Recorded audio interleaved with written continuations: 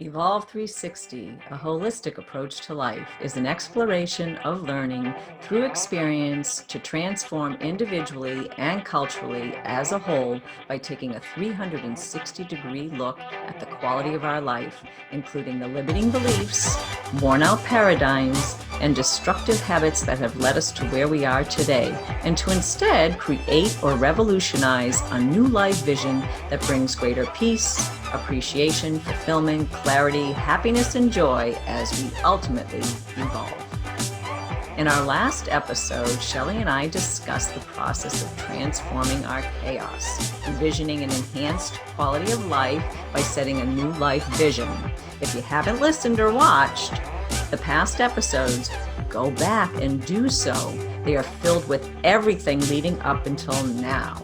Because in this episode, which is our last of season 1, we are setting the stage for the creation of that new life vision by addressing and learning how to navigate our 4 core archetypes, using them to power up so we are not leaking our energy away in power plays.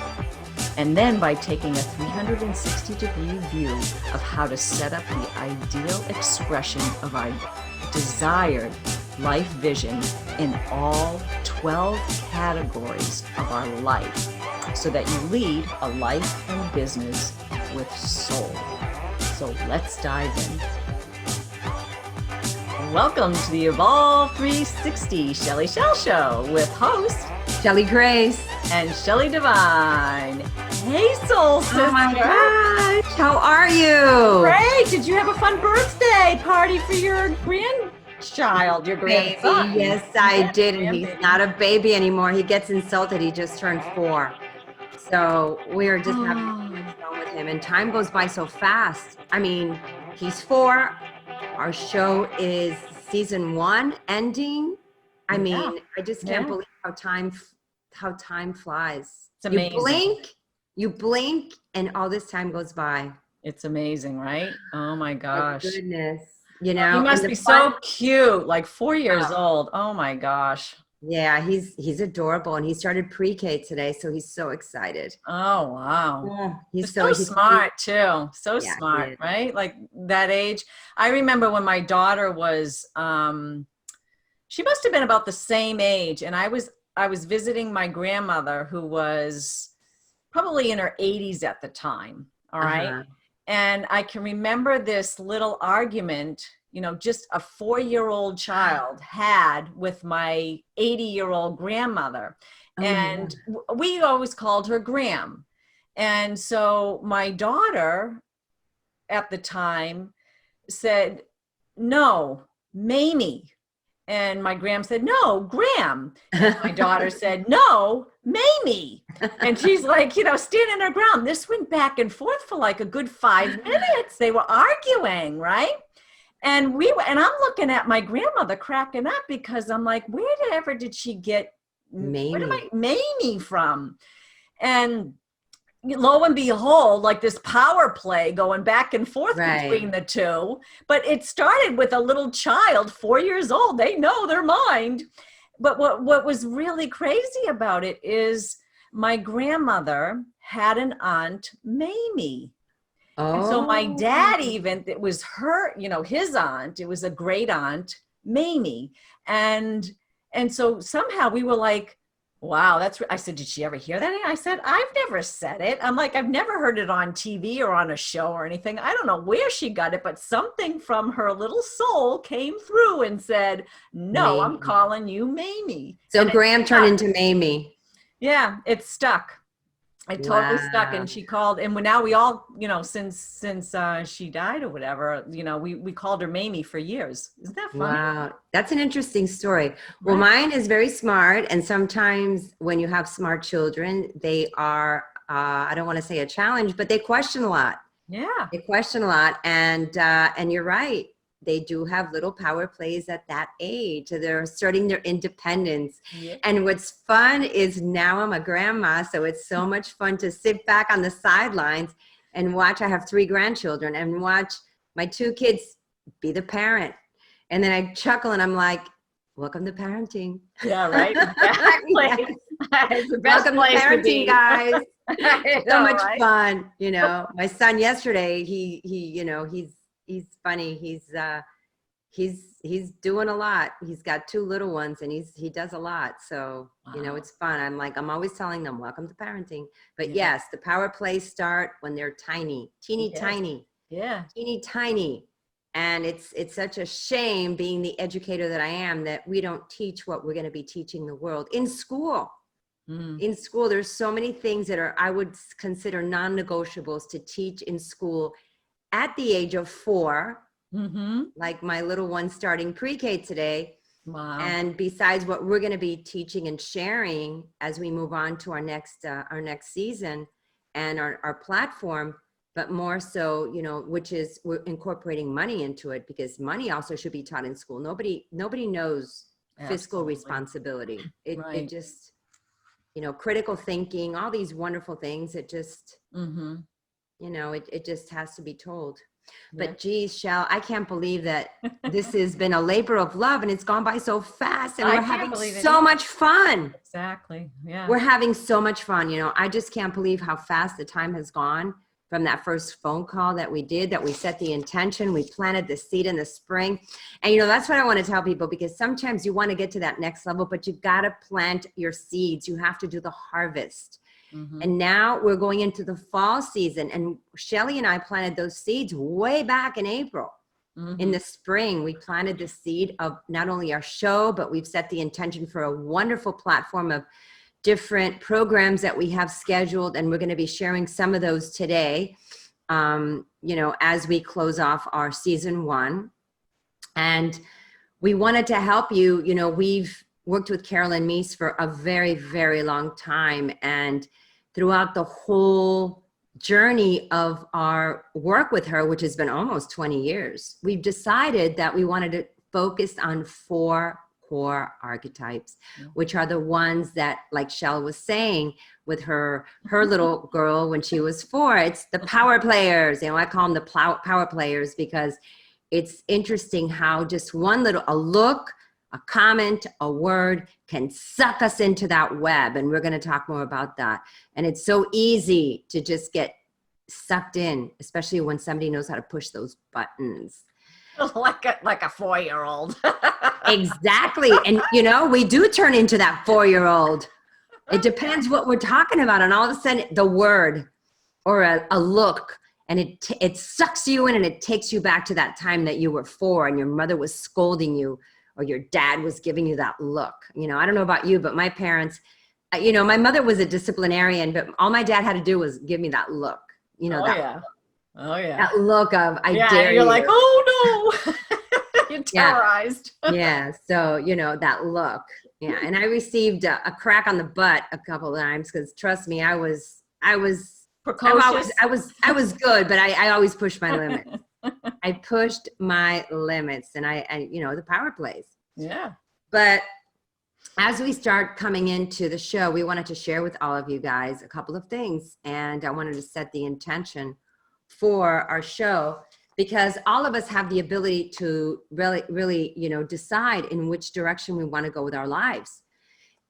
Do you want to be an observer? Do you want to sit back and watch the movie of your life play? Do you want to be jumped in and be involved in the web like we talked about? Or do you want to be strategic and be able to discern and be able to see when those power plays are coming your way, so you don't get sucked in like we were talking about? Because when that happens, you lose your energy, you give up your power. And, there's so many things that happen. We've been talking about this all season long. And if you haven't listened to some of our shows, we highly encourage you to go back, and catch up, because we've really done a lot.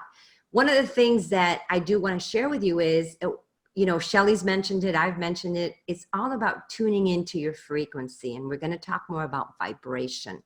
And what does that mean? It's like tuning into the radio station that you really want to hear, because the music is really what you love, but for some reason you can't find it. Sometimes when you're in that middle of that station, or you're traveling, and you can't really zone in, and you can't really get into that vibration. The same happens to us, because everything is energy. So if you're looking for that nice smooth jazz, or that rock and roll, or, you know, the electronic funk, but you're diving into classical. So, you know, it's like, okay, so what's wrong? There's a disconnect. Yeah. And we'll be sharing with you what you can do about that disconnect and about, you know, becoming congruent in all areas of your life. So I want to start the show with a quote. And we talk a lot about Carolyn Myss, but Shelley and I have also worked with other wonderful teachers. And the teacher that I want to bring in today is Abraham Hicks. And I really like their work. Ester and Jerry Hicks have done a lot. Mm-hmm. And they talk about vibration in depth. And I want to use a couple of the quotes that I've put together that they have said. Mm-hmm. And basically it's from Abraham. And I want to start with you listening and thinking about what I'm going to say. You have the ability to direct your own thoughts and have the option of observing things as they are or imagining them as you want them to be. Whichever option you choose, whether observing or imagining, is equally powerful. When you find yourself engulfed in a circumstance that offers a vibration that is far from that of bliss, then instantly reaching bliss is an impossibility. Mm-hmm. For the law of attraction does not allow you to make that vibrational jump any more than you can have tuned in to that radio station like 101.5 and heard a song that was being played on 6:30 a.m. There is no value in using happy sounding words if you don't feel happy. Yeah. If there is something about your life that you wish to improve, perhaps something missing that you would like to include, or something unwanted that you would like to release, we hope this show and the material that we have prepared to follow will help you. So with that, I say, my friends, I want to thank you for being with us for these 21 episodes. Stay tuned for all the things that we have to share with you. And I want to jump into the show because Shelley and I have planned a lot about what I just told you about, which is that vibrational frequency and that vibration and of being in bliss all the time. Mm. And so many of our friends, our neighbors, the world is in fear, scarcity, just you're afraid. Mm-hmm. And you're in that kind of a situation where you're not feeling bliss. Yeah. And you know, discontent with how things are externally, mm-hmm. maybe with not being able to, you know, travel the way they might have liked to during the summer months, right. Or because of the pandemic, not thrilled about the choices for, you know, the government sort of things that are going to be coming up with the election and everything, and those kind of changes, and they're not happy with those choices. And then in fear of how it might play out economically as we move forward, you know, country and globally, you know, in whatever we do in work and life, you know, to support or sustain our lives that we currently have. There's a tremendous amount of uncertainty out there. And I think people are doing the best that they can. Right. But remember what we had said before. Yeah. You are in control. Yes. Because one thing I've learned being in Miami when hurricanes come, and I've gone through some Category 4 hurricanes, and we just went through a horrible one in Louisiana. And my heart and my prayers are with everybody there because I was there in 1994. Mm-hmm. Hurricane Andrew hit South Florida, and it was total devastation. But one thing that I remember when I was going through that eye of the storm is that the eye is calm. Mm-hmm. So I want to share that with our viewers because as you're going through all this crazy chaos, transformation in our world, you yourself have total control of your life. You can be calm. Mm-hmm. And you can set the stage for being in gratitude, mm-hmm. you know, being thankful for everything. And you don't have to get sucked into the web of what's out there. I'm not getting sucked into that web mm-hmm. because it's really crazy and chaotic. Mm-hmm. And I just I'd rather just hunker down and stay in my zone, if you hear me. Yeah, I just like to add a little caveat to what Shelley just said.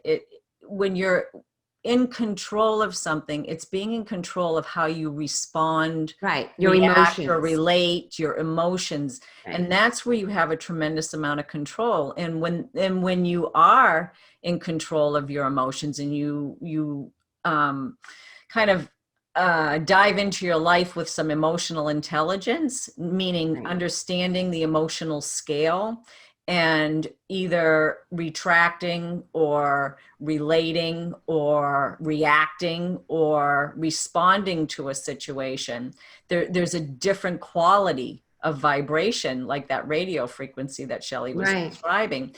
And you can choose that, and not go off on a dramatic tangent, or, oh no, I'm gonna die, the hurricane's coming, or, or be at peace. I'm like, I'm okay. I'm okay if I die. I got my water, I got my generator, I'll be cool. Yeah. I'll bunker down and I'll be cool, or whatever. Hunker down. That's the word I've got. Hunker down and just stay in your zone, and don't get sucked into all the drama that's out there in the world, because it's so easy to get sucked in. Yeah. And we get attached. We get attached to that drama play. And it's just not. And that's part of even being like kind of feeling victimized. You have to create boundaries, right, Shell? Right. I mean, like one of the big things that Shelley and I are going to be bringing forward a little bit more so, we have a course coming up that's going to be involving these 4 core archetypal patterns.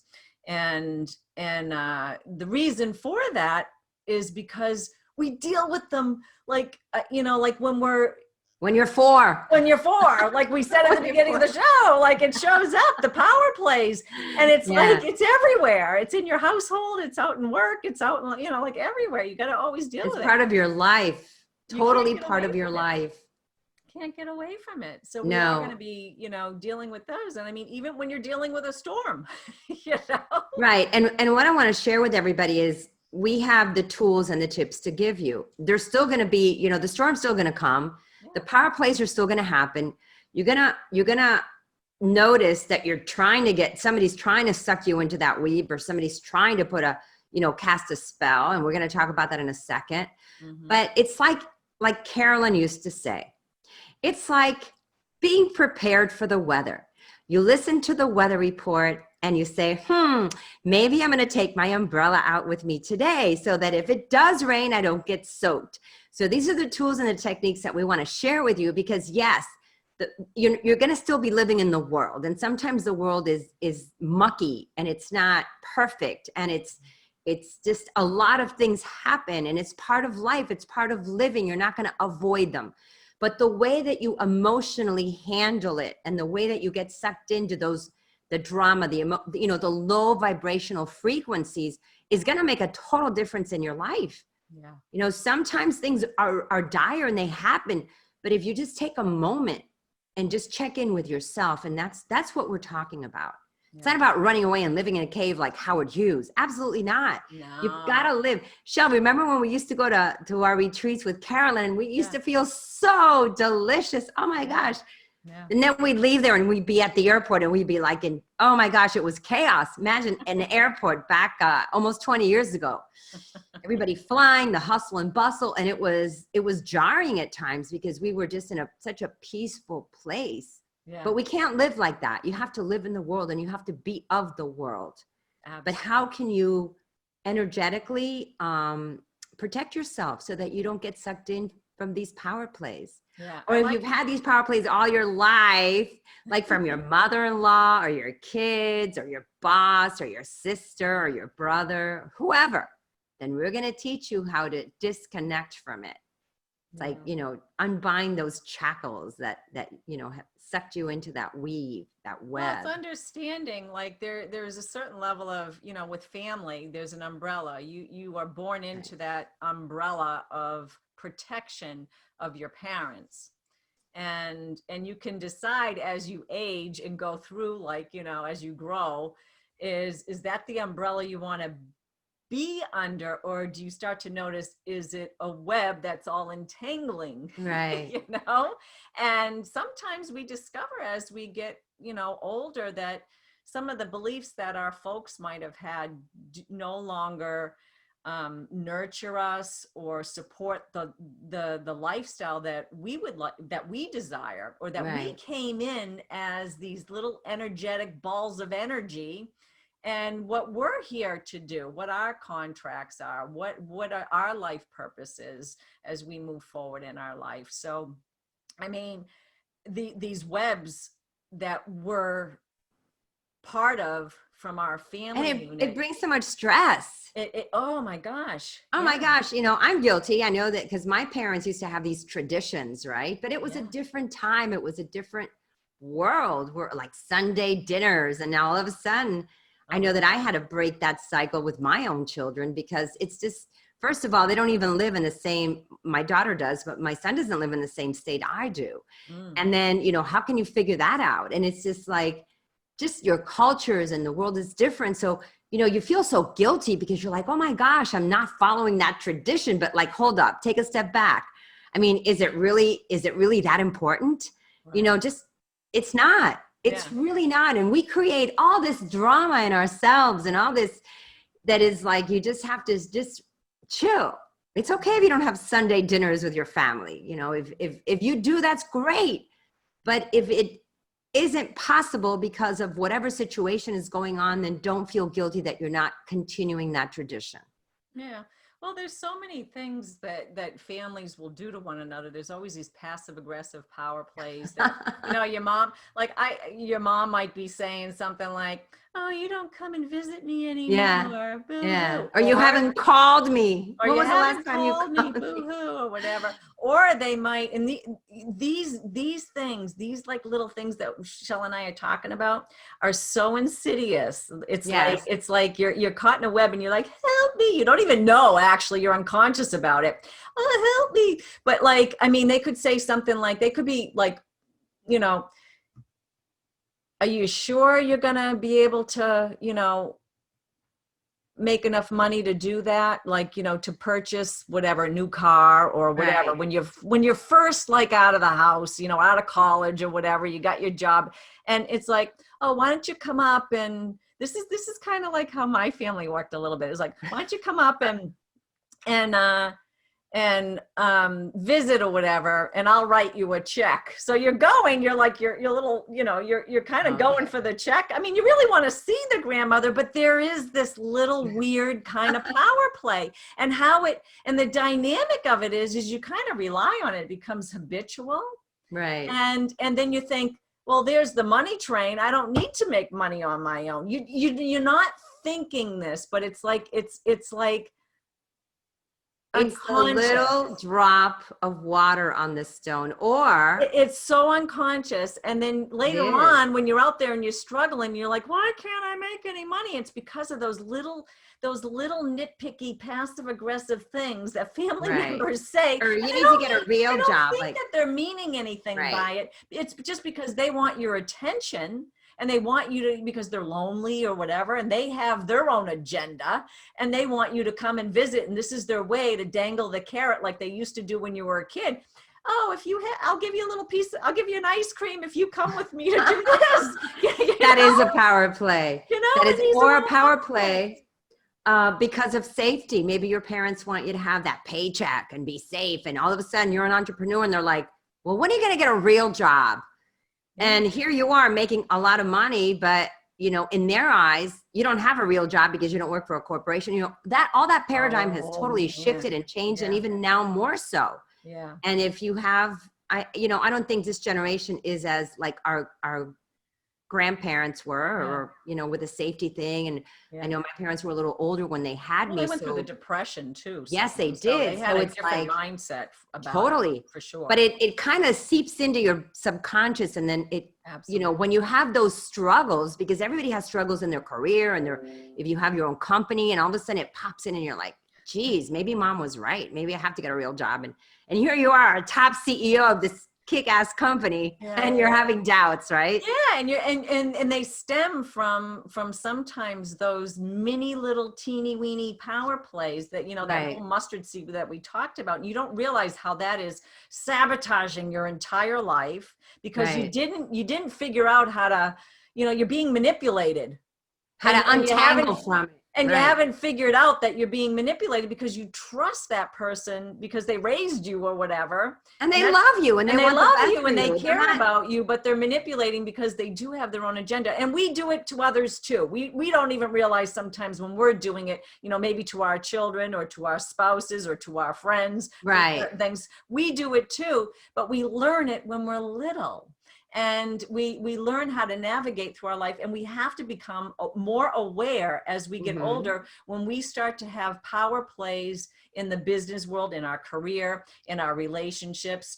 And we have to identify in ourselves, where are we having these emotional power plays, because it's all about our emotions and how we feel. Right. At any given moment. And then, you know, back to what Shelley was describing from Abraham Hicks, is like, if your emotions are out of alignment or they're not on that higher frequency side, which is usually typically love or above, and that means appreciation, joy, not like knowledge, learning, or whatever. And there's a few others, I don't have them off the top of my head, but if you're not on that and you're on the lower spectrum, what are you creating in your life? You become incongruent, and you start to attract what it is you create in your life, like what your emotions are. That's your fuel. So emotional intelligence is super important. Yes. To create the world and life you want. Appreciation will, you know, if you're showing appreciation consistently about what you're receiving,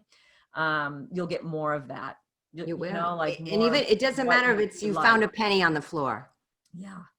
Be grateful. It's not $100, it's a penny. Yeah. Because everything that's in your life you should be grateful for. Absolutely. It adds to the vibration of what the feelings that you would love, like to have more regularly. Say if, you know, I do believe that a lot of people are struggling with anger, and which is, I think, a catalyst to action.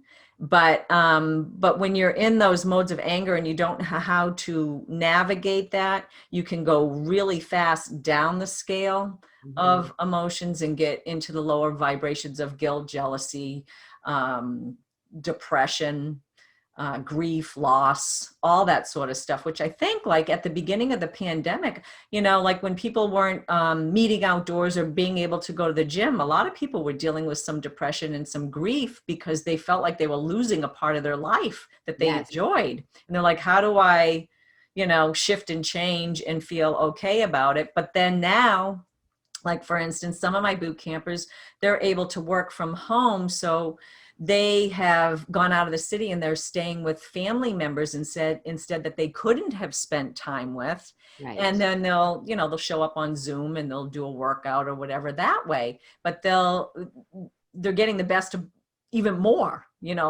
other than meeting, So we need to kind of reflect on what this has done, because I know it's changed everybody's life.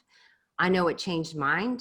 And at the beginning, it was difficult, like Shell's saying, because, we were used to a routine and a normalcy of life that was totally it was like playing freeze tag when you were a kid, and it was frozen. It was frozen for like close to 3 months, and we just didn't know. And that first month was horrible because you didn't know the uncertainty of it. And with that, you just need to have trust and faith. And we've talked about this in the show. And now you need to bring in hope and gratitude, because it's just, there's a lot of things that we have no control over. We don't have control over like hurricanes or, all these things that are happening with our world. So you just have to take a moment and check in with yourself and decide, do I want to be in fear or do I want to be in peace? And being in peace is so much better than being in fear. Yeah, and try to identify what spell are you under that is causing fear in your life. And maybe you feel that, I know a lot of people, their jobs have been transitioned, some have gotten laid off. So maybe you're feeling that if you don't have that job, it's gonna, but you need to breathe and see, okay, what other options do I have? I have a friend of mine that got laid off. She was very worried and was able to get a she got a job with the census now, because the census is temporary work.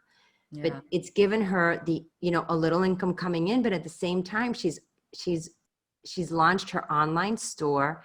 Nice. And she's doing well. I mean, what she's selling is nice. Mm-hmm. And it's afforded her that option of being able to have a little safety net and being able to launch what she's wanted, where if she would have still been with her corporate job, she couldn't have had that opportunity. So we have to put on new glasses to look at life in a different way. And that's what Shelley and I are trying to say. You have to break your paradigm. You have to break your beliefs. We're going into a new way of life and a new way of doing things. And it starts with you, because the way that you feel emotionally is going to have a big outcome on the way that your world is going to manifest. And that's really, really important. Yeah. And well, should we go into like this whole life vision thing? Yes. And how there's, I mean, we were talking at the very beginning, we mentioned like the web or an umbrella, but a web is entangling, you know, like it, and then there's a spider, you know, right. after you. The spider's the power player. It's a power player. Yeah. And we want to kind of move beyond that. We want to treat it more like a game or like a puzzle. Right. And our lives, sometimes we don't know, okay, you know, what am I here for? What am I doing? And what's really meaningful for me? And how do I want to move forward? Especially like in the beginning, you get out of college or something, but then you kind of have an idea, I'm going to get a job in the place that I studied, you know, like something in that.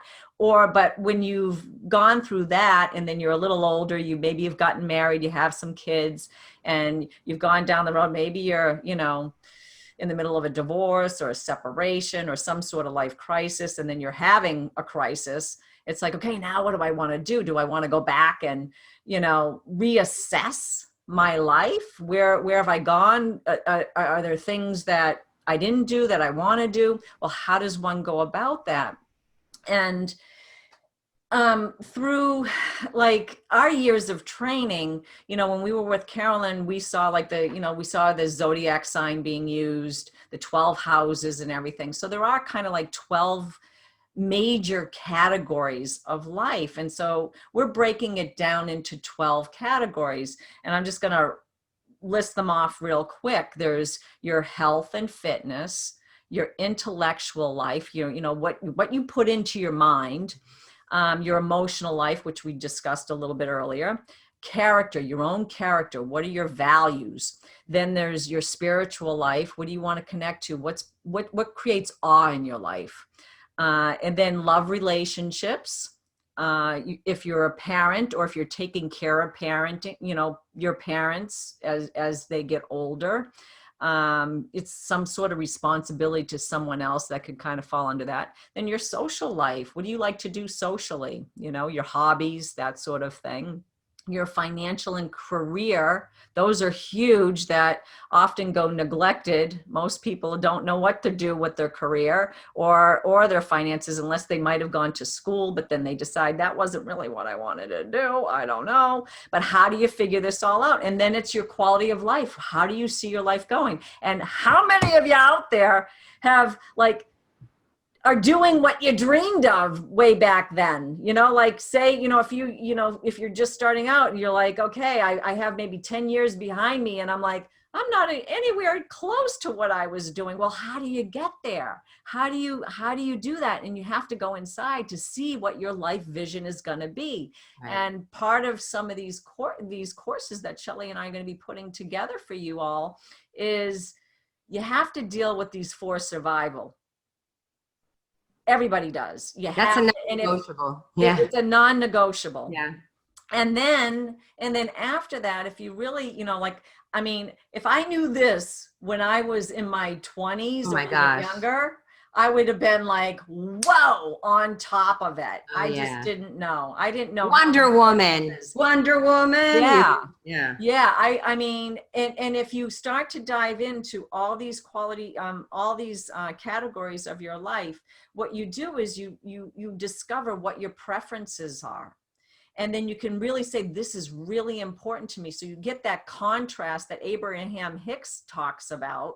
Is contrast is really important. You figure out what you like, what you don't like. Some of us come in, I'm always amazed, these kids that come in and they know exactly what they want to do. Right. And then you see, and it just fits them so perfectly. And they're so focused, they get stuff done, they're happy, but it's rare to see a kid like that. Don't you think so? Do you think it's kind of a rare thing? I think it depends a lot on their environment, on their parents, on their parenting, on their opportunities. But then again, I've seen kids from all spectrums of life, and, sometimes things click and sometimes don't.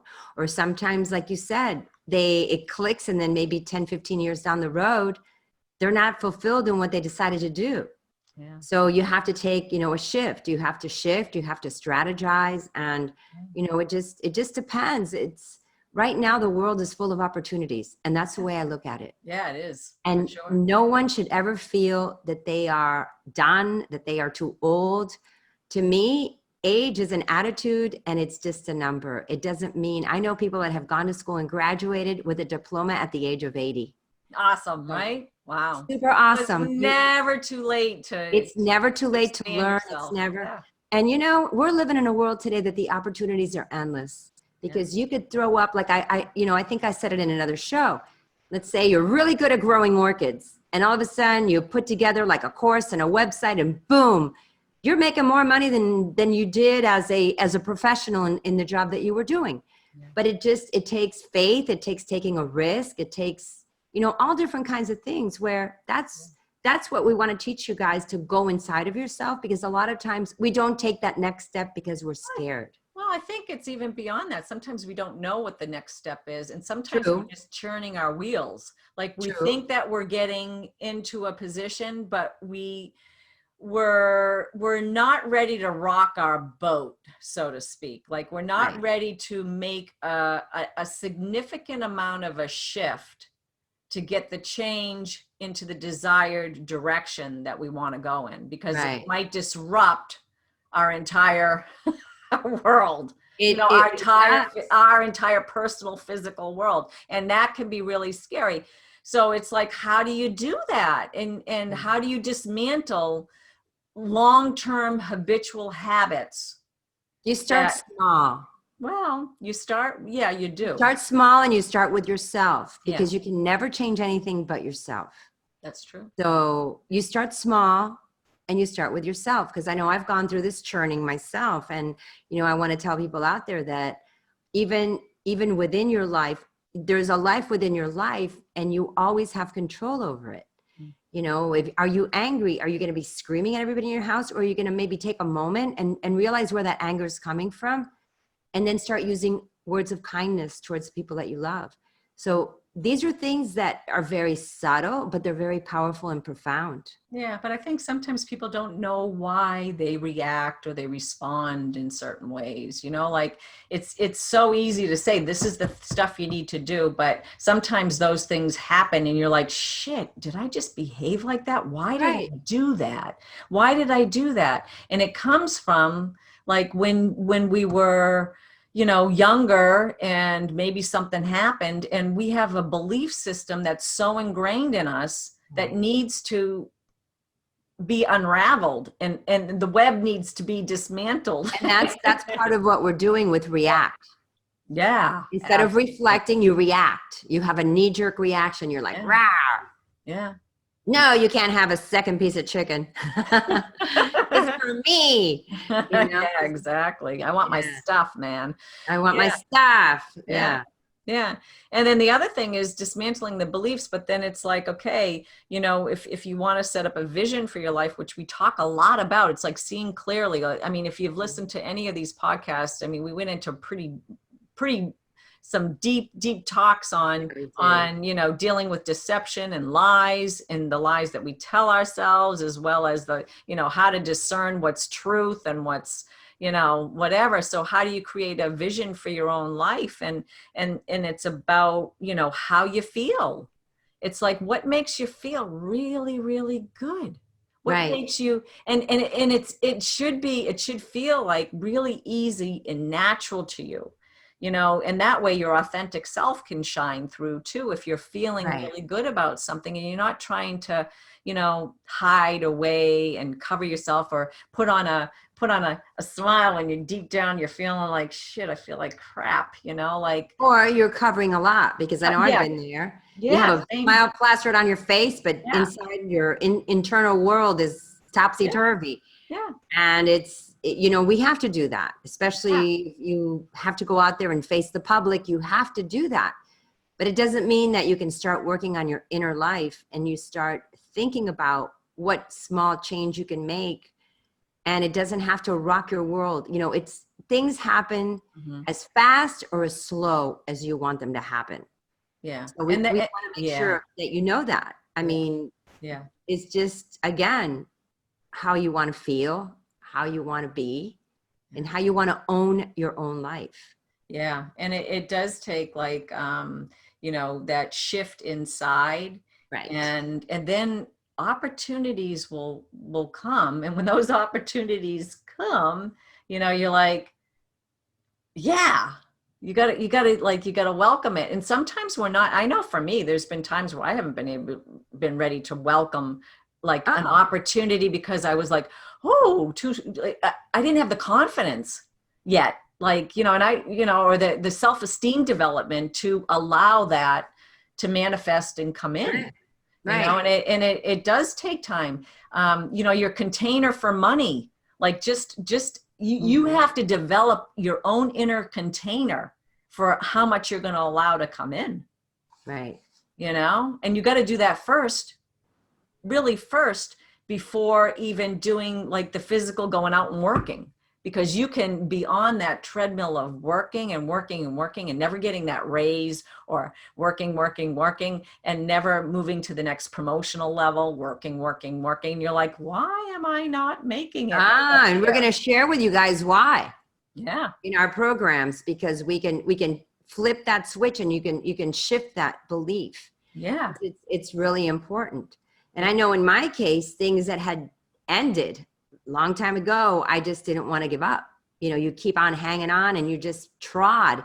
And what happens is it's like a house whose foundation, you know, we live in Florida and there's sinkholes. So there's homes that have been on land and all of a sudden there's a hole. So your life, you just feel that you've been sinking into it. And I've had that feeling where you're like in this deep, dark black hole and you have to claw yourself, crawl out of it. And you're just thinking, geez, could I, how? Yeah. And, you know, it just, again, it's all about how you want to be and how you want to feel. Yeah. We're just giving you the roadmap.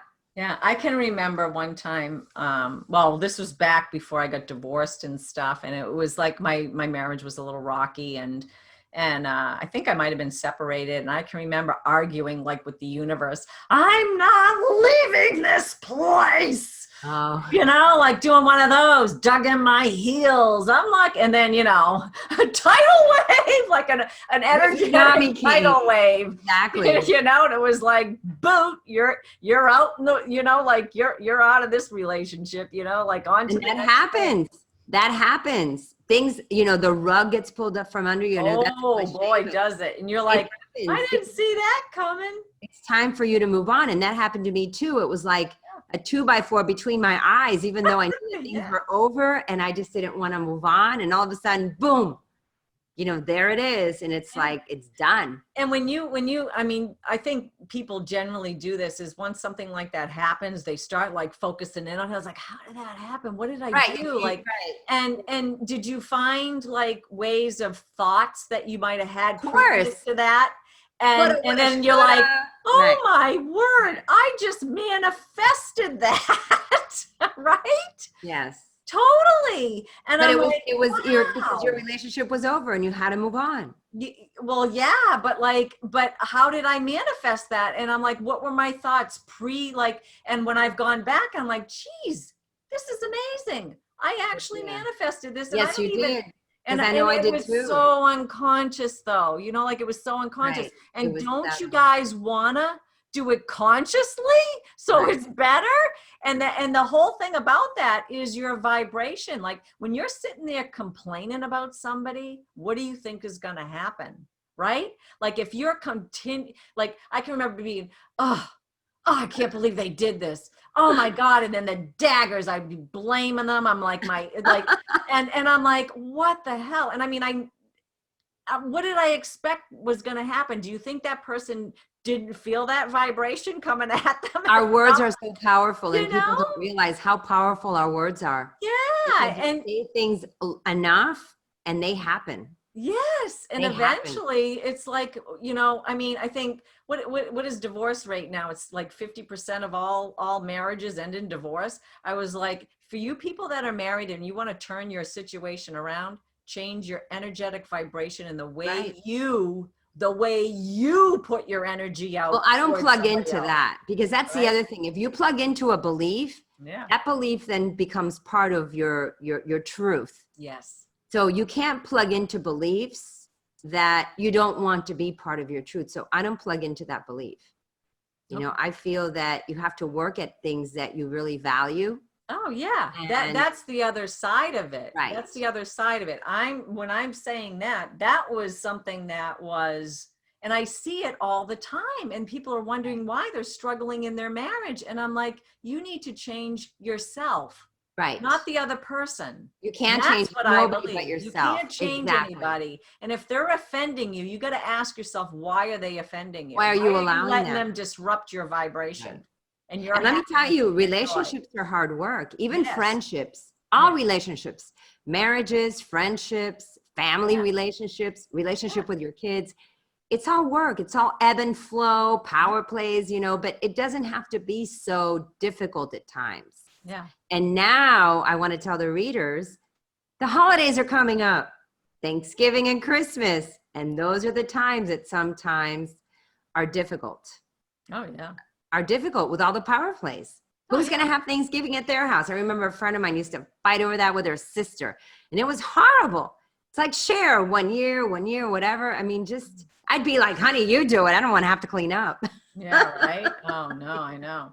Well, I feel bad for people that don't have families to go to too. Like there's that side of it, and they're lonely, and hopefully people who are having, Thanksgiving or Christmas, or whatever the holiday is for your, I did last year. We invited a friend that I had that didn't have any family. And if somebody's like, doesn't have somebody. It's important to reach out and open your home to people that you know and might be alone, because that's a difficult time too. Yeah.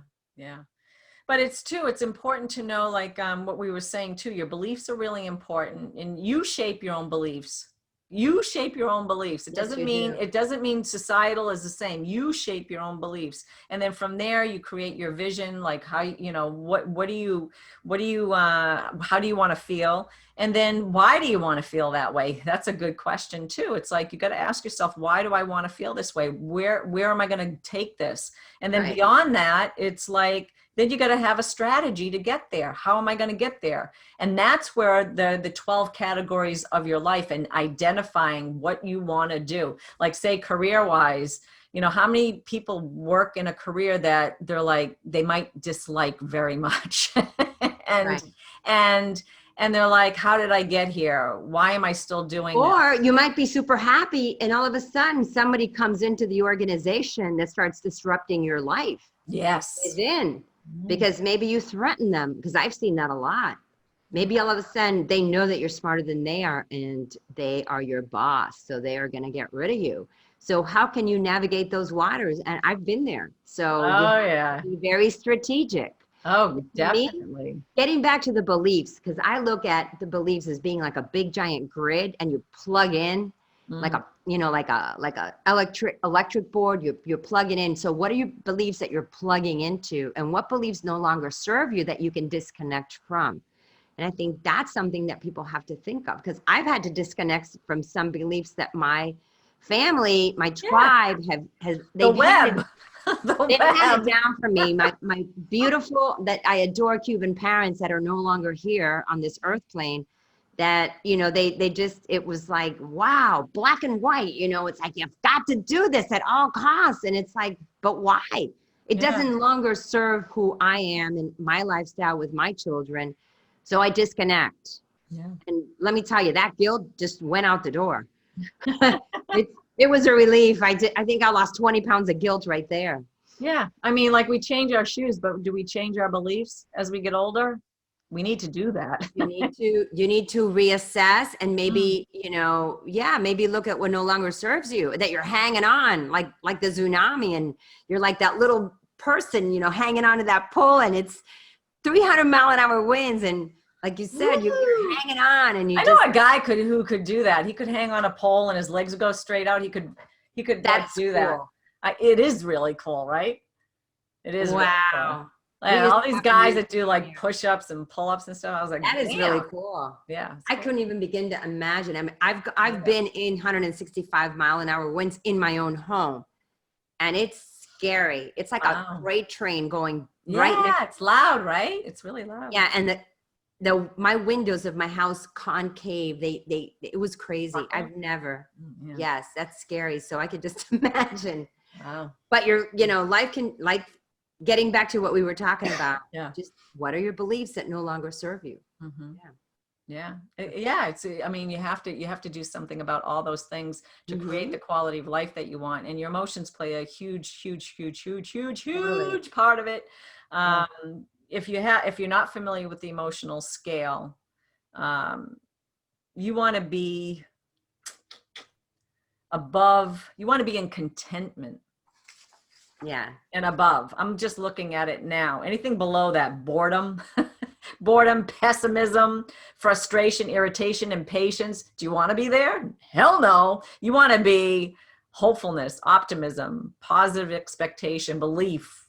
Your beliefs are in there. So you have to have like really good positive beliefs, enthusiasm, eagerness, and like passion about something in your life. And then the real high vibration ones, appreciation, love, freedom. Freedom's so important. Freedom is all about what this country's about. Hello. Well, I think of you because you live in that state. Live free or die. Yeah. Empowerment, knowledge, and joy, and then you get into bliss. That's a whole other, But I do want to go back to freedom for a minute, because we imprison our own minds. Yes. The things that we can't do, or the beliefs that we are still holding on to that don't allow us our own freedom. And we're the ones, we have total control of ourselves. Yeah. Some of the other things that the emotions that will keep us enslaved are like overwhelming. Can you imagine, like, if people saw my war room right now, my desk, they would be overwhelmed because it's such a mess. But there's a method to your madness. But there's a method to my madness. I'm working. But to some people, like, this overwhelming, it's like, what do I tackle next? What do I do next? I mean, prior to doing this show, like, that's how I was. And then we started this show, and I was like, damn, I'm way more focused, and I can be in my mess, but I'm not overwhelmed anymore. Right. Which is kind of interesting, because I had like a subtle, this is the subtlety of the shift that you need to make in your life. Is just that. Before, not too long ago, prior to COVID, what am I doing with my life? I mean, I love teaching my boot camp, but I feel like I needed something more. I needed to add on to my life. I needed something that was challenging me, but fulfilling. And I wanted a business part. Like all these things that I wanted. And here I am. I'm not feeling overwhelmed by those worries. And feeling discouraged because I felt like I'm doing the same thing over. I'm not getting anywhere. And then all of a sudden, boom, COVID hit. And I'm like, wow, here we are finishing our 21st podcast. It's amazing. It is amazing. And we have total control. And it's interesting that you mentioned the overwhelm, because I want to give a shout out to all the fabulous teachers out there in this universe that are doing everything within their power to make school work for our children. My daughter's a teacher, and I know today's her first day. Wow. They are also overwhelmed because so many things, but they have more responsibility now, having those kids in the classroom. They have to. Well, they're on Zoom. Oh, Zoom. Okay. Some places here are holding classes. No, Miami-Dade's on Zoom, but it's very chaotic because it's chaotic. It's opening. And what Shelley just said is so important. So to all those teachers out there that feel that you guys aren't doing enough, that you're overwhelmed, that you're working 12-hour days, 7 days a week, because I know you are. Yeah. Just breathe and know that you are doing the best that you can do under these circumstances. Because sometimes my daughter mentions something to me and I'm like, girl, I know. I worked in that district for 35 years. So it's a great school district. But a lot of times we do a lot for our children and teachers aren't appreciated. So I want to say, I appreciate you guys and don't be overwhelmed. You guys are awesome. You got this. I just had to do that little shout out to all the teachers. Yeah, because overwhelming is huge. And I think it is. I mean, for moms out there and dads, that are and even moms and dads that have the kids that are being homeschooled and they're my gosh, these are the times that we're dealing with. And I've been calling, like I'll call my insurance company and I hear they don't in the background, and I'm like, they're unable to actually get the extra help now that they might have typically had during the school year, like so that they can get to their jobs and do their work. Parents are very overwhelmed because they have their kids at home. Yeah. And it's hard. It's hard if you're trying to work and you have a 4-year-old wanting to play with you. And you're on the phone and you're like talking to a client. Oh my Exactly. God. And you're like, you're trying to be professional and you got the kid like, Daddy. We want to give a shout out to those mom and dads that are making it work with your kids at home. We honor and value you. So again, just take a breath and know that you're doing the best that you can do. Yeah, for sure. Yeah, that's got to be all right. I'm so glad I'm beyond that. I'm glad I'm not living in COVID, raising my 2 chicklets. Although I was stay at home. If I had to work and do what I see some of my clients do, I'm like, oh my word. No, I was that juggle struggle mom. I was like, I would probably have my poor husband at the time would have been, she's losing her shit again. No, I just don't think but I was very regimented. You have to be a general. I was a general. Regimented.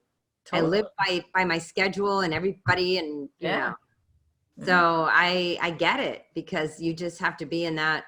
You have to be super organized in that mode, and it's right. Wow. Yeah. I'm glad I'm not there anymore, because that chapter passed. Yeah. Now you're grandma time. Now my grandma. Yeah. Yeah. That's good. That's actually a great place to be. I'll look forward to those years. Yeah. My kids ever decide to have, they're still, it's fun. It's a different place because I'm still very active. I still juggle and struggle, but not at the level that I used to do. I shouldn't say struggle. I have a lot of projects going on. Yeah. But I'm there if my daughter needs me. Absolutely. Because I know how hard it is. No, your time and energy is so important. Like, it's like, what are you trading, your time for? And I think time nowadays is a commodity that people value highly. And I think they may want to, work less and spend more time with their kids, which I think, our folks' generation, my folks, I think they had, like, my mom may be different than my dad. My dad was an only child, so he was able, his folks were there, except his dad was away at war for a period of time. But when he was there, he was very involved, where sometimes during that generation, men were typically not as involved with the upbringing of the kids because they were off working. And nowadays, we see parents, it's, dual parenting and then dual income households. Right. And parents are like, I would think are like, oh, wow, like we're at home and do we have to homeschool? Do we have to take care of, there's too many there seems like there's so many variables. But I don't think it's working less, because everybody that I speak to is working a lot more than they've that's what I think. And I think they would rather not, because it's just so overwhelming. I think it's different. Yeah, but you got to make money. Yeah. You got to make money, and it's about working different. I know I'm working 7 days a week. I've never worked 7 days a week before. I work 7 days a week, and it's my choice, but I work different. I work I have more flex time. And I think that's what people are trying to look at now, where you might not work your 5 days, 9 to 5, maybe you'll work 7, but you'll have more flex time. So maybe you can kind of bridge that time with your kids. You know, there's a lot of different ways to see how you can structure this depending on where you're working and what you're doing. Yeah. But I know that you just have to keep an open mind. Yeah. Well, it's really important too, to have a career that you really love. And that is true. And that will sustain and bring financially you satisfaction. Right. Yeah. And sustain you financially. So you do have that quality of life, to have the satisfaction and have the contentment that you would like in your life.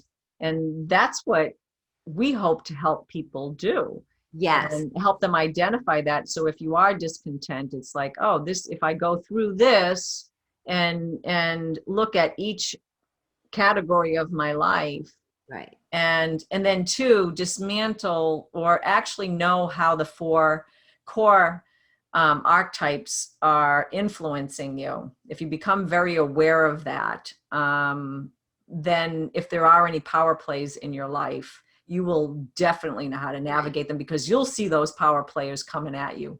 You will see them like that. It's so funny. Yes, you will. And I had a recent thing just last night where I'm having window replacement done, and I have to sign a contract for my condo association. And when I was looking at the contract, I was like, well, wait a minute, it says that this is their responsibility. So why are they shifting it all on to me just because I'm having the windows done, when it was like there was weird language in it. So I sent them an email and I did consult a friend of mine who's a lawyer. And he was like, yeah, you should totally contact them. And these are the things that you want to, bullet point. And so because I said in the email that I contacted my lawyer, they're all in an uproar. And I'm like, I just wanted a win-win, I just want to make sure they're covered and I'm covered. I don't want like some contractor falling on, common area ground, breaking a leg, and then I got to pay for it. You know what I mean? Right. And be covered under the insurance policy. But I didn't know how this all works. So I'm just asking questions, but I created a power play. Oh, girl. They're all kind of like, oh no, now we have to have her lawyer. And I'm like, my lawyer did not send them anything. I just said I consulted my lawyer. Wow. And it made like this big wave. And I was like, shoot. Maybe you shouldn't have used that, right? Yeah. Well, I wanted them to act, because in the past, last year I had a tree taken down. I remember you. They still have not fixed the fence. Wow. I did mention that in the email too. But like and I was like, I thought that somebody was going to clean up the area. It still hasn't been cleaned up. You need to go. You need to run for the board now. Hell no. Do I want to do it? No way. Are you kidding me? Are you something I got to learn? But getting back to what we were talking about the careers, even because I had a fabulous career. I loved my job every day. I worked very hard, but I loved it. I was very fulfilled. However, there are moments in time where situations happen where you're thinking, ooh, maybe it's time to go, or how am I going to get through this? So I want to share that with you, the listeners out there, because you might be in a career that you absolutely love, but something happens. You get a boss that's demanding, or, in my situation, I sometimes had very demanding parents that would totally, turn things upside down for us where I was at, and we'd have to navigate those waters. But again, if you don't get sucked into the whole power play, it's easier to navigate. And I tell you, after I went to study with Carolyn, my whole shift changed as to the way that I was handling situations.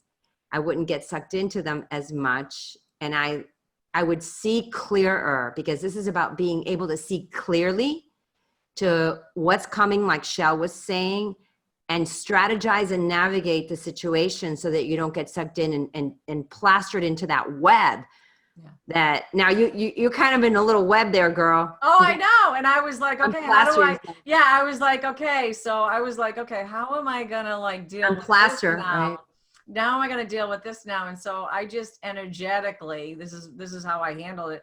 Energetically, I could see the two people that probably read the email that I sent, and then they did respond.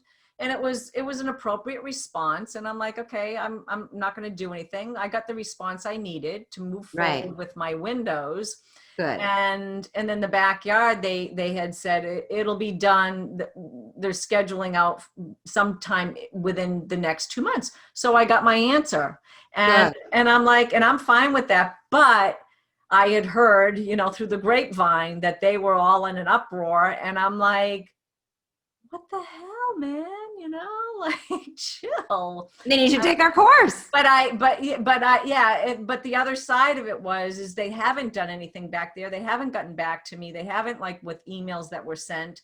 And I'm like wondering, I'm like, geez, this is like, how long does it take? And I know the COVID thing has been an issue, maybe to get lumber for a fence, but hello. I'm like, they collected insurance, they collected. Meanwhile, I'm paying my whatever to keep the condo, the exterior going. And I'm like, I'm looking out at this mess back there all summer long. And I'm like, this ain't fair. I'm like, I know, I'm whining a little bit, but I'm like, it's all good. And I'm like, I'm fine with it. But I just put them on call a little bit. I had to say something. I had to say something, That's your warrior coming out. But there was definitely this, I could see like this could really escalate and get really ugly. And I'm like, I won't. You don't want to go there. No, not at all. I'll smooth it out, like. And I think a lot of times it's sometimes, that's why sometimes you have to put things in writing, but emails are so one-dimensional that sometimes the way things come across, it's not exactly what you intended it to be. Yeah, exactly. So. And well, the other side of it is they're approaching it from a fear-based whatever, just because I did mention lawyer, but I was asking about the contract. I said, this doesn't make sense to me. What do you know? And I'm like, I have to protect myself. I'm like, So you're getting your windows. Yeah. That's beautiful. Yeah. Yeah. So I've been creating I've been envisioning my future, and part of it is doing this work with you, Shelley. And part of it is, as we move forward in, this is our last episode for season 1, but it's like, where are we going next? So Shelley and I have been, planning and plotting and, putting together some amazing stuff for you listeners, or anybody that might need some help in a certain area of their life. But you have to go about envisioning what your quality of life, what quality, like going into 2021. I mean, we kind of see, we're kind of closing the gap. We're entering the fall. The summer's kind of like, I'm like so sad. We planted the seeds. Now the harvest is going to come. Yes, the harvest. And I want everybody to think that. What are you going to plan for 2021? Yeah, and you have to kind of assess all these categories of your life. Right. And just making a difference in one area is going to affect all the categories. Yes, it does. It affects all the categories, but you want to make sure that your emotions are in alignment. If you're feeling worried, like, just, I guess one thing I noticed, I didn't realize I was worrying about some stuff. I think I mentioned this on another podcast where I was worrying about like, oh, what class am I going to teach? And I woke up with that vibration. I was like, what is this vibration? What is this frequency? And it was totally worry. And I was like, oh, I got to shift that. I can't be waking up like that. I was like, how did that happen? You don't sleep well at night too. Yeah. I mean, I think I slept okay, but I was like, what? I was actually shocked by it. It was very subconscious, but I woke up like with an urgent kind of feeling. So I must've went to sleep, and I'm like, okay, somehow I'm manifesting this fear, and I trailed the worry where it came from, and I had to change the vibration, and it had to do a little bit with money, and I had to change my container, what I will allow in. And now my frequency, I've moved up that emotional scale, and my frequency feels better. And we go through this all the time. It's like, every all the time in our life, if we want to bring something new into our life, we have to prepare energetically for it, which we're talking about through this whole season of the Evolve 360 show. But it's like you have to start asking yourself these really important questions. Is what I'm doing now supporting where I want to be, or where I would like to be, and where I want to see myself? So if I were like, we are doing this actively. Oh, yes, we are. But if I didn't know how to do this and I wanted a different outcome for 2021, right, I would be doing what's incoming with us, like, right. And starting as soon as I could, like, to prepare for what it is coming into the next. And you always prepare. Now is the time to start planning for 2021. I've totally changed my whole life. Yeah. And I've never been happier or freer. Yeah. Because when you have a lot of stuff that you're still hanging on to or trying to do, it's just, it's draining and it's not freeing. And honestly, people, it's like, we only have a limited time on this planet. Exactly. We don't know when our day is up. We don't know when our day is up. There's a finite, that's part of our fate. We don't know when that is coming. Exactly. So you got to create your destiny, like, how do you want to live your life? How do you want to live your life? Yeah. Do you want to live it in quiet desperation, or do you want to own it? Yeah. And live your best life yet? Own it. Own it. Okay. I'm owning it. Yeah. And I'm living my best life. Skills that you need to, to get to where you want to go, you got to get out there and make it happen, but you can do it somehow, like you can do some of it energetically. So it's easy. You have to think about it, feel where you want to be. That's all, Abraham Hicks talks a lot about that, but to actually really get there is deep work that you do have to kind of do if you're stuck in a, in a situation that. And you have to do the work. It's like, yes. Because let me share that too. Yeah. Because you have to do a lot of money in the past, working with people, and, people are great and books are great, but if you don't do the work, when I started doing the work, when Carolyn, sat us all down and she was like, man. Crack that whip. Oh yeah. Do you remember, like, sit on the edge of your seat when we would do a meditation? Okay. Like, you go to a yoga class. Okay. We'll do a little meditation. Exactly. Lie on your back and like you'll go into Shiva. Love and light. They'll take you like, and you feel relaxed. Not with Carolyn. It's like on the edge of your seat. The room is cold, And you did the work. That's what I mean. You did the work. You were accountable.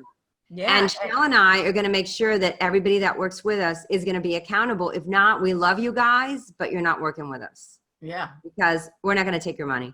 We really want to help people, and we want to change, help you change your life if that's what you choose. Yeah.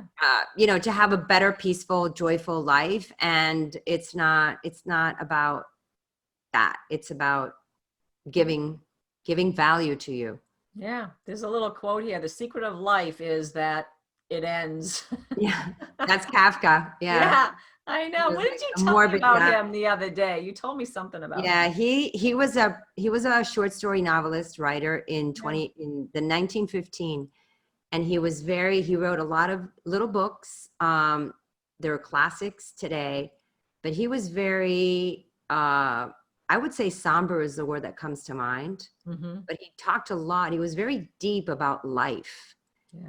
And, he has another quote that's really great. And it's like, what are you doing? Are you going to live you have to live in joy to feed your soul joy. You have to, that's not his quote, but that's basically what he was saying. Yeah. That we have to be in alignment with what we want, like live passionately for those desires that we have. The career that you want, the life that you want, the friends, your significant other that you want, whatever it is that you want, but you have to live passionately, like your home state is like live free or die. So, it's like, don't mess around, guys. This is your life. Yeah. Look at it and say, what tune-ups do I need to make in it so that I can feel better in it every day? Yeah. That's totally it. I mean, I couldn't have said it better. Thanks, Shell. You're welcome. Anything else you want to add to our oh my gosh, our Divine Grace Life and Business with Soul show, our it's been a wonderful finale. Season finale. It's been amazing. Shell and I, as we put together the show, we've taken our lives to the next level too, because the more we help you with this work, the more we do the work is continuously done. So I feel like if I've been in a spa day for like 3 weeks already, 4 weeks, because of just everything that we've done. And I'm so grateful to you. I'm grateful to God, to the universe for putting us together again. Yeah. And for birthing this beautiful show. Yeah. That has, well, hopefully it'll help people, if you go back and listen and you have a challenge. And then of course, if you have any questions, exactly. We're on Facebook, like you can find us there. Yes. And we are having that challenge, and it's going to be so much fun. Yeah. Yeah. So we have like a 5-day challenge that, we'll be offering to help people deal with these 4 core archetypal patterns that play in our households, that play in our workspace, that play in our social life, that play, just about everywhere. And we're going to be telling it through a story, and we're going to have a lot of fun. And we want to take you from survival mode, surviving, to thriving in your life, to take you to that next level in your life if you want to, go there.